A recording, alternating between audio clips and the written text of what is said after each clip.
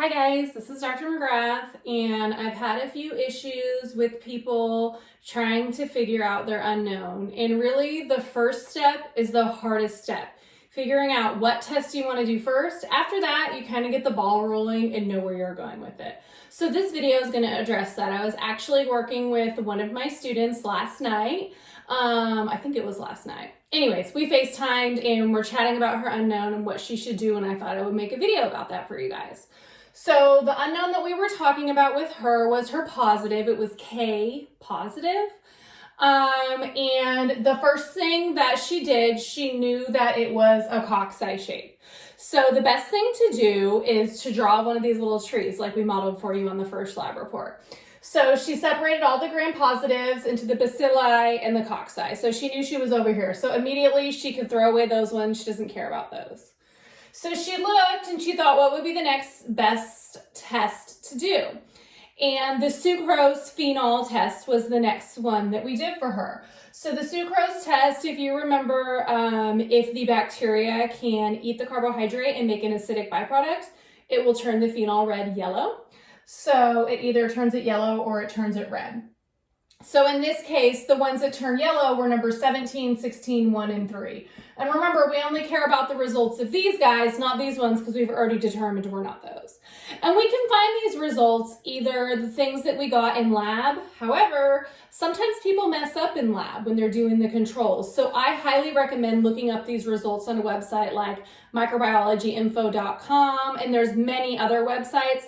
We're not the first person to do a sucrose phenol test on E. coli. So these results are all known. So this test, it didn't turn out that it was really that great because it only got rid of one because she was yellow. So a lot of times it's good to do a test that really cuts them in half instead of just one. However, this is the one we did, and that's what we went with. The next test she wanted to do was the lactose test.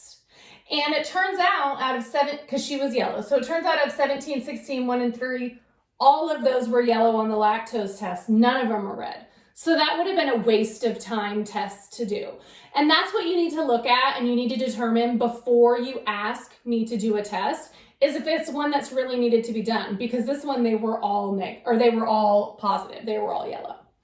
So based upon that, then she did a little bit of research and she thought, oh, let me do the catalase test. Because the catalase test, 2 of them were positive and 2 of them were negative. So she asked me to run the catalase test. I did, and she came out negative. So based upon that, she is down to number 1 and number 17. If I'm not mistaken, this may be the opposite way. I can't remember when I drew my thing.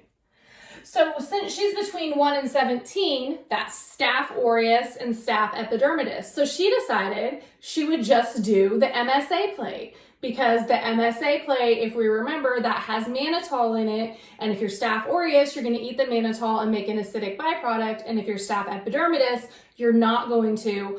And if you make an acidic byproduct, you turn yellow. And if you don't, you're pink. So that is how this student went through on this one. I'm going to do another video in a minute that we're going to model walking through one of these where it's not drawn on the board yet. So bye guys, I'll see you in a minute.